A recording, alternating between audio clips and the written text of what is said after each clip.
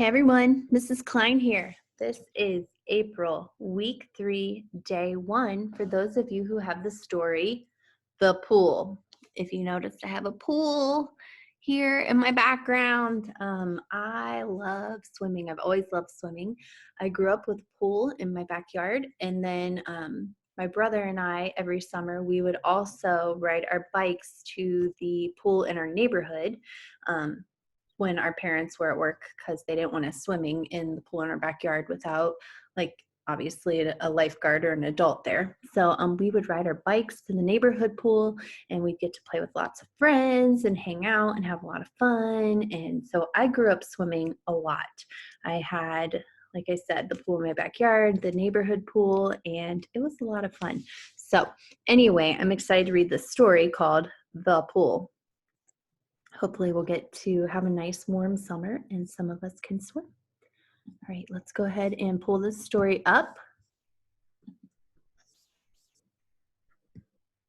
The Pool. This is kind of small font for me. Let me make this a little bigger. My teacher eyes can't read that. Okay, The Pool. Alex and Karen were sitting in their backyard on a hot summer day.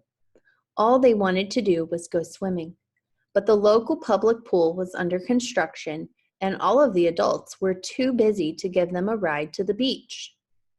"I just want to sit in the cool water," said Alex, imagining how nice it would feel. The two sat quietly as they thought about how else they could cool off.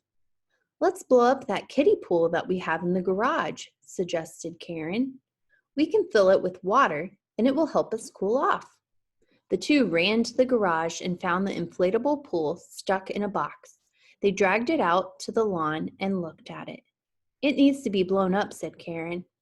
Alex sat down and started blowing air into the pool through the nozzle. But after a while, he realized it was not doing very much. He was exhausted and out of breath from all the blowing. The pool was too big for just one person to inflate, and at this rate, it would take Alex all night.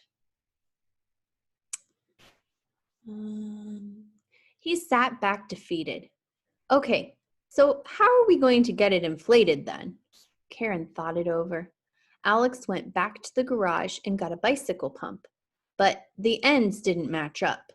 Then Alex came back with an old vacuum, but that sucked air instead of pumping it. Karen thought, and eventually she realized something. "Did we check the pool box and see if there's a pump in the bottom?" she asked. They ran into the garage and tipped over the box. Out fell a pump. They laughed. "This was a very good idea," said Alex as they went back to the yard and connected the pump to the pool. "We were so excited to find the pool that we didn't gather all of the pieces first." Finally, the pool was blown up. But as Karen and Alex looked at it, they realized that it was slowly deflating.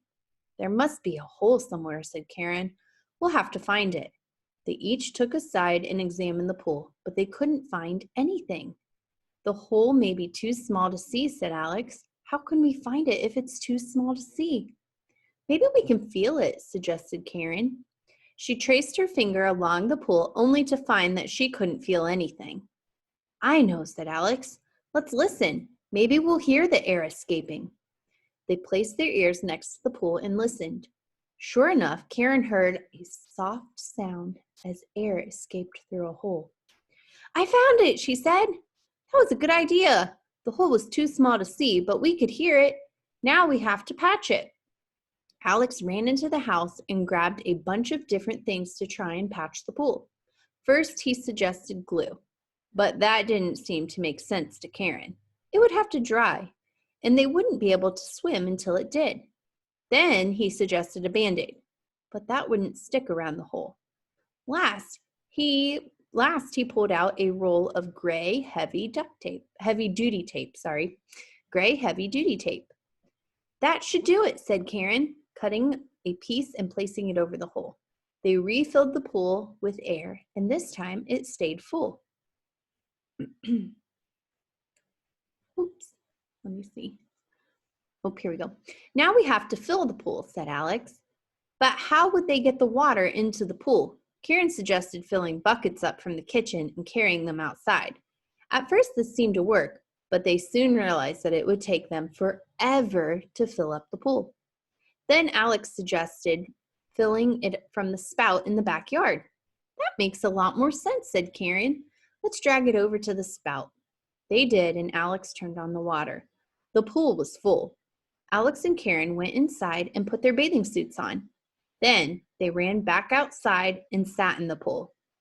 Well, we can't swim, but at least we found a way to stay cool, said Alex, and we worked together. Okay, so they had quite a few problems, and then they helped each other come up with solutions.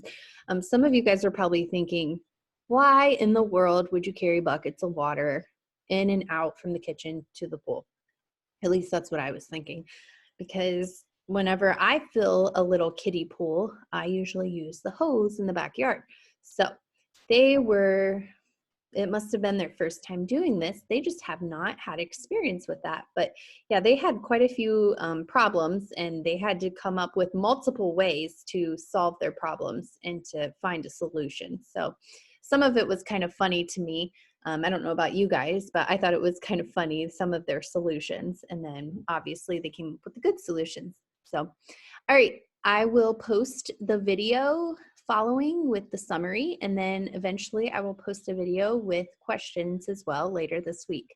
So I look forward to reading your summaries and your answers and questions. I will talk to you guys later.